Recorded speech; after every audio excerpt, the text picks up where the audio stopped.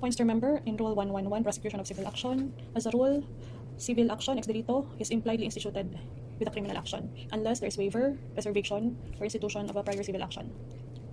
Note that the accused cannot file a counterclaim. The remedy is a separate civil action.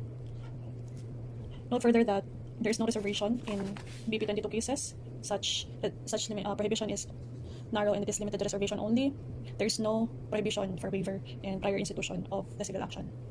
Under independent civil actions, particularly Article 33, in cases of defamation, fraud, and physical injuries wherein a claim for damages under RA 9262 for physical violence can be sustained.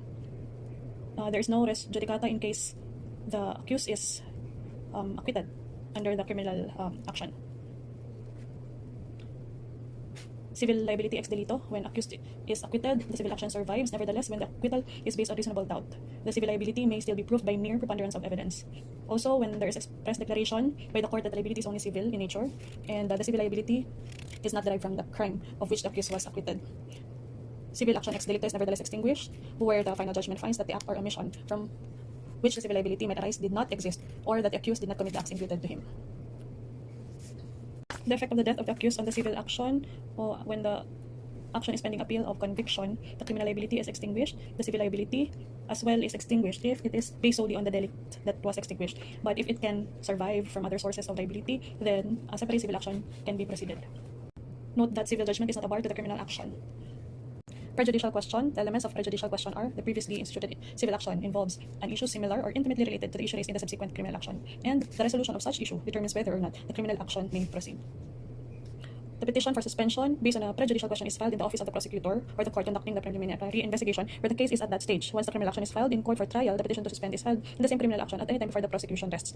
The court cannot order the suspension motu proprio. There must be a filing of petition to suspend the criminal action. Note that the requirement that a previously instituted civil action is only directory and not jurisdictional. The reason behind the rule on prejudicial question is to avoid two conflicting decisions, such that its application is flexible. It was held to apply in a previous or prior administrative case and subsequent civil action. An intra-corporate dispute over a manager's authority to make a demand can be determinative if the demand is void, there is no estafa through misappropriation. This is a case of omictin. But where the contested corporate office bears no direct relation to the elements of the crime charged, for instance, grave coercion, no prejudicial question arises from the criminal case proceeds. So this is from the case of Malyacar. Also, as applied in Pulido versus People, a pending petition for declaration of nullity of the first or second marriage is a prejudicial question that suspends the bigamy case because a void marriage cannot support a conviction.